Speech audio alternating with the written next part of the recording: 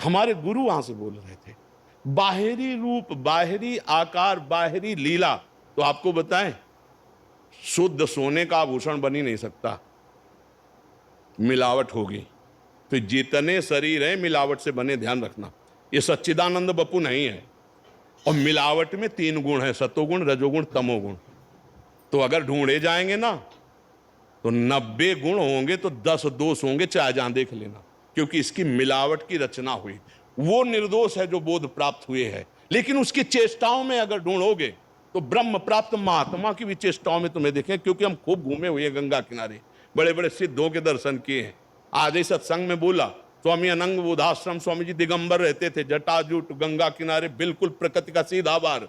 और जो वो लगाते हैं ना फलों की बारी, वो जब आते तो कहते सुनो थोड़ी खैली दे दे। वो कहता है अरे स्वामी जी तुम रोज मांगते हो, और खड़े हो जाते, 10-20 कदम 100 कदम पीछे चलते। शरीर में तन नहीं। धर्म सम्राट करपात्री जैसे महापुरुष साष्टांग दंडवत करते, स्थिति ब्रह्माकार, प्रभुदत्त ब्रह्मचारी जी उनकी सेवा में आते थे। ये लीला कैसे पहचानोगे? ये शरीर बना ही गुण दोष से युक्त है।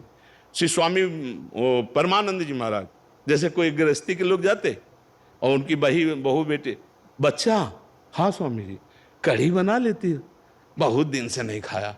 अब बताओ कोई समझेगा कि रसास्वादन रसेंद्री का तो छूटा नहीं, ब्रह्म प्राप्त कर, और शरीर की शुद्धि नहीं रहती। हम खुद देखा ऐसे महापुरुष।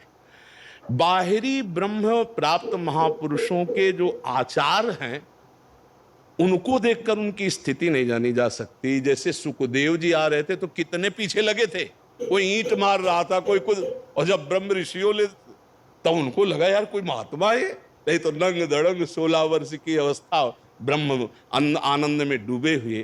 तो जो यह है कि 10-20 गुरु का तात्पर्य है कि हमको जब तक बोध ना हो तब तक हमें बढ़ते रहना है, हमें रुकना नहीं है। हमारे गुरुदेव हमें बढ़ाते रहते हैं। तो ये बात है कि हमें रुकना नहीं है, लक्ष्य तक हमें पहुंचना है। रस विहारनी शरण जी। जी गुरुदेव।